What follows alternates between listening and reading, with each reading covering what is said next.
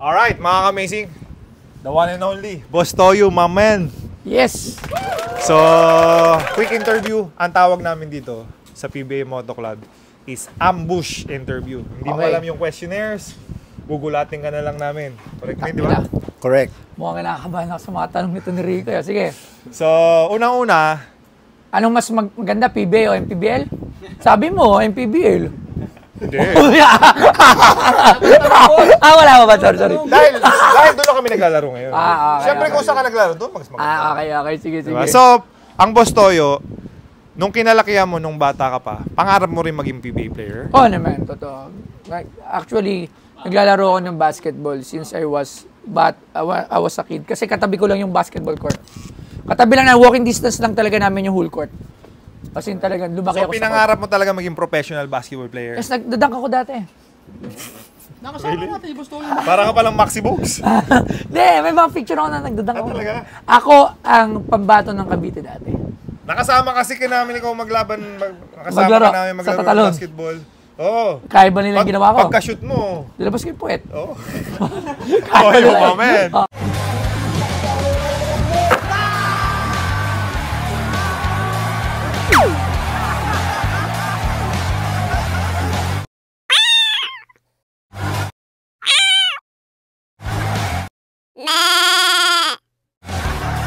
Kaya ba nila yun? Kinis eh. Oo. Umabot yung 25 million views. Tingnan mo na lang. Nung ginawa mo yung sa harap ni JJ, sabi sa akin ni JJ, ang kinis. First time niya may pinuri na puwet. Sa'yo pa. Isang karangalan, di ba? Isang karangalan. Hindi mo sinabi sa akin. Aminin mo. Okay, first question namin sa ambush interview, JJ Helterbrand. What is your favorite team sa PBA? Ginebra. So, nung bata ka pa, pangarap mo maging... Ginebra.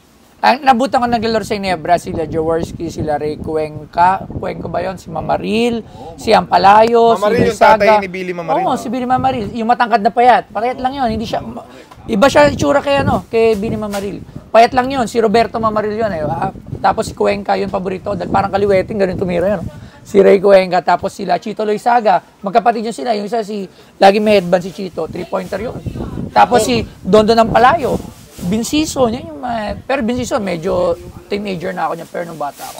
Kung naging PBA player ka, sino yung gusto mo sanang na-experience maging coach? Ako, syempre, nung inabot, Jaworski. Gusto mo maging coach, Jaworski? Yun ang ginagaya ko kahit nung kasi nagko-coach ako, Jaworski talaga. Sure ka yun ang gusto mo maging coach? Magaling, bro. Hindi ako yun talaga. Si Pero Robert. hindi pa terror yun nasa coach? Terror. Yung iba atake na Sabi kalye. ni EJ Pyle, di ba? Ako, maging coach ko siya sa pero Exhibition game lang yun. Medyo. Yung aura niya, tsaka yung paano siya mag-motivate. Yes, Galing, iba. bro. Kalye. Galing. Iba yung motivation. Ganun ginagawa. Tsaka iba siya sa kalaban. Parang sort of Yengyaw siya na may ibang klase. Parang gano'n eh. Siguro, I think, baka si Yengyaw, baka idol niya rin si Jaworski, the way na ano nila. How about kung naging PBA player ka, sino yung gusto mo sanang maging teammate? Teammate? Nabutan ko talaga sila Kenneth Doremdes. Yan, idol ko yan. Si Kenneth. Captain Marvel? Yan, Commissioner ng Commissioner ng yes, PBA. idol. Yan, kaibigan natin si Sir Ken, si Comy. Kenneth Doremdes, yan sa mga idol ko, high flyer. Tsaka syempre, si Danny Sigel. Yan. Ganun yung mga trip kong laro eh. Yan. Nice. Yung mga sumasalampak na mga bumibitin-bitin. Yan. Yung yung special questions mo. Sino ang... Ano? Mahirap na tanong yun. Ano yan? Hindi, sinong favorite actress dito sa Pinas? Actress. Ako, lagi Ann Curtis. Kaya ako naging idol si R.R. Enriquez kasi magkamukha yun. Naalala ko nung nasa Wawin, talagang kay R.R. nagpapapicture talaga. R.R. Ann Curtis. Ann Curtis talaga. Ilan taon ka na? 43. 43. Napabutan mo yung mga VHS moment natin. Oh, Betamax. Hindi lang Betamax. VHS, Betamax. Doon tayo nanonood ng... Speaking of rated, hindi rated R. Hindi rated R. Oh, rated R pa, tabu-tabu na. Sa rated R tayo. Sa rated R tayo punta. Rated R. Sino yung ini-idolize mo nung kabataan mo? Yeah, andyan si Diana Subiri. Ako kaya nakita ko nga yung... Francine Prieto. Yan, yung... Alam mo lahat, sino pa? Siyempre, Isa-isa Sila Alec Bobic, yan. Kusunado ko rin yan. Hindi ko na familiar. Si Aubrey Miles, isa din yan sa trip ko dati talaga. Tropa yan, tropa natin. Si Aubrey Miles. Tapos, Asawa ni Troy Montero. yes, oo. Sa akin yun, Ina Raimundo, pero hindi naman siya nagpa-sexy, more on lang. Si Jessa Saragosa, kasi ang ganda nun, yung kay Joko Diaz. Hindi, iba pa yun. Yung, Saragosa, singer yun. ay, ano ka, meron yung eksena sa waterfalls, ang ganda ng oh, iba yun. Sunshine Cruz din, iba rin yun. Yung X, panoorin mo. Punta tayo sa internet. Damon Ligaw ata yung Sobra. Hindi, totoo. Pati title. Nasa sine ako doon. Sa sine. Alam mo. Hindi, sa batuan, Joko Di. Sa sine yan. Bata pala ako noon, mga second year high school ako noon. Yung lumang sine yan sa mga bayan-bayan. Bayad doon, mga 25 per entrance. Hindi pa masama yun. Hindi masama doon, kasi dati okay lang yun doon. Tago-tago, madilim ang gano'n. Ngayon masama na dati. At syempre, yari ka. Ang ngayon, public place, pukin ang inakulong ka na. Diba? Iba na. Tsaka wala pang SM kasi noon eh. Wala pang SM cinema noon. Usually noon, yung sa mga theater lang sa bawat bayan. Nagugulat kayo. Akala nyo, kaya magulat sa mga tanong nyo. Ano? International naman. International. Favorite actress. I'm sure, yun. Ngayon, wala akong hilig sa international porn star. Meron tayong mga hilig. Ayan, syempre, andyan si Sola, si Little Molly. Search nyo na lang. Yan, Eva LP. Yan yung mga favorite ko.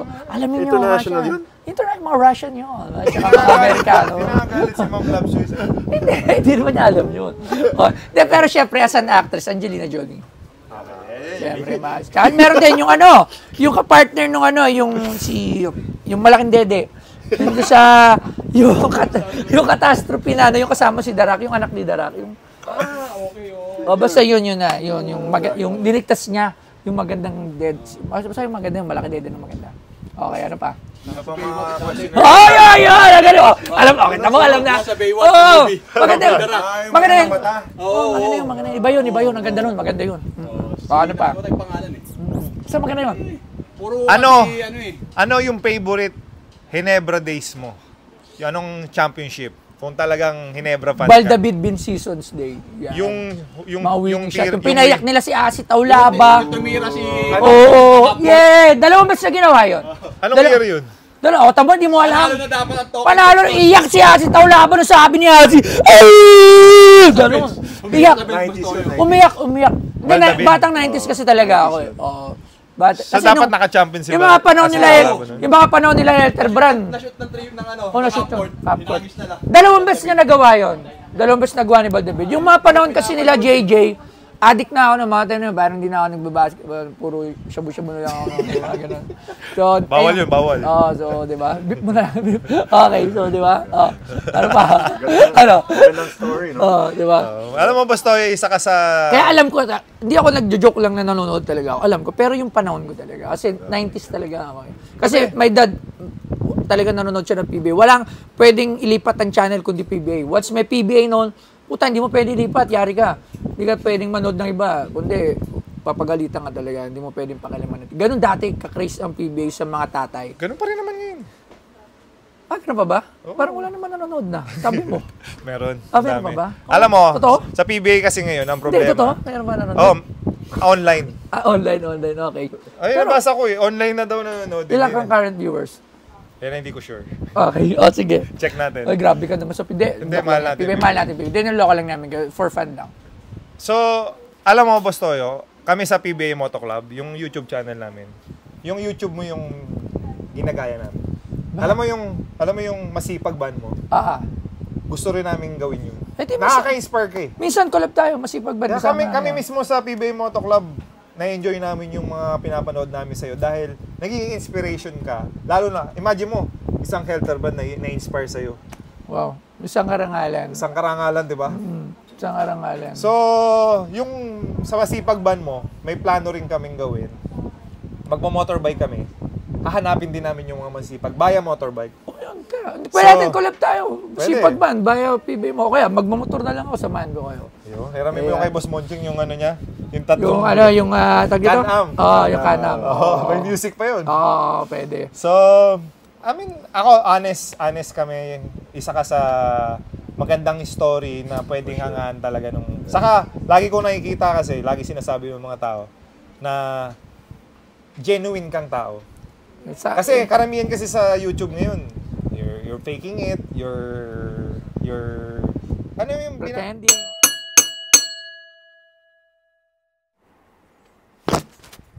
Oy, Mr. Lamberto, let's go! Wait lang. Ano? Tumatay ako sa GameX eh. Oh? Oh. Anong game? Ako, tinatay ko yung Lucky 4 kasi na-inspire ako kay Alvin eh. Ayun nanalo sa Oo. Nagyayabang sa atin. Oo, bro. Tinay ko. First time ko maglaro nito eh. So, hindi pa ako sobrang familiar. Pero alam ko, dito sa Lucky 4, parang Lotto style game na 4 digits lang. And then, tapos yung last digit ending score dito, the winning team, each quarter in sequential order. Okay. And then, meron kang Lucky 4 na Lucky Pick option, which is system-generated combination na ibibigay sa player. So, yung computer mismo magpipili ng number mo. So, kung tamad ka, ayaw mo mag-isip, computer-generated na. So yung ibig sabihin, yung per quarter, yung last digit nun, yun yung pag natamaan mo yung apat na yun, doon ka mananalo dyan sa Lucky 4 na yan? Yes, sir. Okay. So- Doon nanalo si Alvin. Oo, kaya na-inspire ako eh. Gusto ko i-try. Okay. Anong number gusto mo? Anong lucky number mo? 1, 2, 3, 4. Oh. Yun ang number mo. Mas madaling tandaan. Yeah, Or sabagay. ano, 2, 3, 4. maglagay ka rin ng 2, 4, 6, 8. 2, 4, 6, 8. Ano ba yun? Odd number, even number? 2, 4, 6, 8 is even. Even yan? Oo. Ayun. Okay. Tapos, 3, 1, 3, 5, 7. 1, 3, 5, 7. Okay. Odd number naman yun. Ako, lalagay ko yung lucky numbers ko lang. Ako eh, syempre, 1, 3. Tapos, Tapos, 1, 4. bakit 1, 4? Birthday. 14. Birthday mo ba? 14? Oo. Tapos, 1, 5. Birthday ni Kiana yun. Alright. So, 1, 3, 1, 4, 1, 5. And, isa pa. 2, 7. Dami na yun. Oh. Taas Alright. yung chance of winning mo niyan. Sana, me. Kasi, galing ni Alvin eh. Diba? Diba, nakita lang natin, nagsabi lang siya na mananalo ako, kuya. Pag nabanalo ako, bibili ako ng 3 helmet. Alright. Bumalik sa shop natin, bumili 3 Bumalik helmet. talaga. So, it's my first time playing. Hopefully, we get beginner's luck, guys. And, sana manalo. Kung gusto nyo pong laruin yung GameX, paano nila, saan sila pupunta? Sa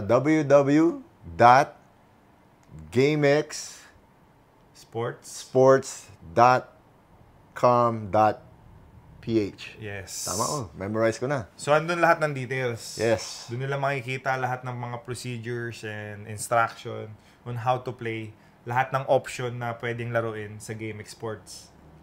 Alright. Pag nanalo ako, treat kita. Dinner tayo. Pwede. Alright? Kahit saan, Oo, kahit saan. choice ko. Choice mo. Alright. Alright, let's do this. Pretend mo yung sarili mo para lang sa views. Yes. Ikaw, iba yun sa'yo. Wala. Ako kasi, mali nila ako kung ano ako o hindi. Wala akong magagawa. Yun lang eh. Katulad sa inyo, tulad yung sa episode natin, nagiging honest lang ako. Kasi mahirap mag-pretend na kaya ko. Tapos at the end of the day, pukin ang ina. Problema ako. Hindi. Yun yung kailangan ko ma-adapt sa'yo. Oo, Kasi hindi. nasasaktan ako pag may mga bashers. Eh. Ay, hindi. Nasasaktan din ako. Paano mo i-handle Hindi. ng bashers? Honestly, nasasaktan din ako. Nasasaktan din ako. BTC loves. Pero kasi it's part eh. Being a public figure. Make everyone happy. Yeah, tama yun. Kahit anong gawin mo, kahit maging mabuti ka pa. Kahit nga lahat, puro kabutihan na eh. Yes. Pero Yun nga yung meron pa rin ginagawa mangbabasya yun. namin. Sa akin, diba? Diba, imagine mo, bakit may nasasabi pa rin ng tao? Natural na lang yun. Wala tayong magagawa doon. Ba't wala natin siya intindi? Hindi naman natin, ba't natin iintindi yung mga taong ayaw sa atin? Katulad kasi sinasabi ko, hindi natin dapat intindihin yung mga taong may ayaw sa atin. Kasi kahit anong gawin natin kabutihan, kahit buong buhay natin puro kabutihan, hindi pa rin nila tayo gugustuhin. ang intindihin natin yung mga taong gusto tayo. Kasi mas palagahan natin sila. Tama yung Dahil sinasabi mo. sila nandyan, pwede pa sila mag-grow eh. I-spread nila yung pagtingin nila sa atin through sa ibang tropa. Idol ko yan si ganon. So they're spreading good news about us. So mas palaga na. Yung mga basher, wala yan. Sabi lang, yan, ganon, kahit hindi pa naman tayo literal nakilala.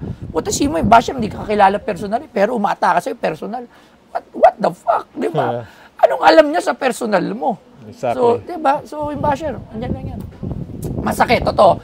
Lalo na may pamilya tayo. Ako, isa yan sa pinakayo akong babash. Alam niyo kung bakit? Kaya ako, ingat na ingat ako gumawa ng pangit. Kahit ako, kasi toyo ko. Puta, tarantado talaga. Marami talaga akong mga ginagawa makagaguan. Given yun, di ba? So hindi ko na lang pinapakita in public. Kasi nga ang hirap eh. Kasi as a public figure, kailangan eh. Kasi may mga anak tayo. Sila yung nasasaktan unang-una, yung pamilya. Alam niyo yun yung hirap sa bash. Hindi nila yun alam. Na, pag inatake nyo kami, it's not us naman yung magsasuffer, it's the family unang-una, yung mga mahal natin sa buhay. Paano kung yung mga mahal natin sa buhay, damdamin, magka-problema? Yun yung, alam mo, ako, ang wish ko lang, magkaroon ng social media na puno ng kasiyahan, puno ng pagmamahal, puno ng kapayapaan, and giving. Dapat din natin ginagamit yung social media. Totoo, hindi, totoo. Alam mo, yung social media, alam mo, kung hindi lang ako nakita sa social media, at hindi ito yung way of earning, katulad yung mga online business, siguro hindi na ako nag-Facebook. Totoo lang. Diba? Makes sense. Kasi, ba't ba tayo nagpa-Facebook? Kasi nandun yung online business ko. Nag-start ako as an online seller sa Facebook. Yun yung story niya. Diba? So, doon ako kasi kailangan ko. Pero if bibigyan ako ng choice, if I'm talaga, steady na ako sa financial ko, talagang okay na, I will quit Facebook. For reals, mag-YouTube na lang ako, pwede ko. Kung sa YouTube, di mo hindi nyo iba kasi yung Facebook eh. Actually, nakaka na yung social media. Pero, it is what it is. Kailangan natin tanggapin. Diba? So, wag na lang tayo maging toxic. Let's start yung pagiging non-toxic natin sa sarili natin. Ipalaganap natin yung kabutihan, kapayapaan, pagbibigay, pagmamahal sa tao. Spread natin. Ngayon, kung may man-toxic sa atin, hayaan natin sila. Basta wag na lang tayo maging toxic. Yun na lang yun eh. Wala tayong magagawa. Kung mas marami yung toxic sa FB, wala tayong magagawa. As long na tayo, isa lang alam natin, ang gusto natin point talaga is maging masaya sa social media, yun ang ibigay natin. Ang hirap na task nun actually. Kung meron nga lang akong magagawa para gawing happier place yung social media natin sa Pilipinas, ginawa ko na eh. I-wish ko, kung bibigyan ako ng wish ng genie, gusto ko yung social media natin, puno lang ng pagmamahalan. Puno lang ng pag-earn ng pera. Pwede nyo kasi gamitin lang yung social media as to earn money eh. You don't need to hurt other feelings ng tao. Paano yung mga gumagamit ng social media to hurt people, to hurt feelings, yung mga naninira ng kapwa? Yes, meron talaga yun. Tinatrabaho ng hater, bro. No, meron din kasing nagki-create ng... Meron naman ganun, hindi totoo. Hindi, meron ganun na hindi sila totoong personal. Kumbaga, parang character lang nila. Doon nila nakita na, mas tanggap ako ng tao na ganun. Ito yung formula ko. Kilala ko niyan. Pero tinatanggap niya lang yun. Pero sa loob niya, mabuti rin siya. Yun nga lang, nakakasakit nga siya ng ibang tao, which is, intindi na lang natin. Nagiging porte niya lang kasi. Yes, kasi doon siya tanggap ng tao eh. Kunyari, tanggap niya. Pag naging mabait siya, wala. huyo ka. Yes. Ganun. So, kailangan niya i-maintain.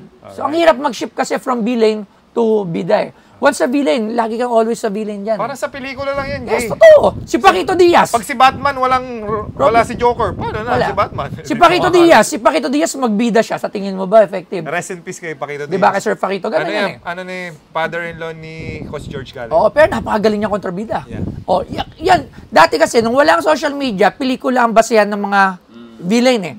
Kinaiinisan ng tao yan. Pag kontrabida, putang inan to kahit sa teleserye, di ba? Pero, they're just portraying their role. It's the same with the social media. Kaso, ang problema sa social media ngayon, sobrang dami nang nakakakita. Hindi katulad kasi na sino dati. Yung manonood. Pati mga bata may access na. Yes, yun lang talaga yung problema sa social media. Yun. Ano pang tanong niya? Naubusan na kami, basta yun. Lahat ng sagot. Di ba? Hindi. Yun ang problema talaga. We love yung nakaka-inspire din kami sa YouTube channel. Yes, oo naman. As long as nakakatulong kami, then nakaka-inspire Wala tayong pakialam. Yeah, let's go. Natural lang yan. May masasabi sila. Alright. So, Bustoyo. Maraming salamat sa inyo. Bustoyo, you are Yeah. amazing! Yeah,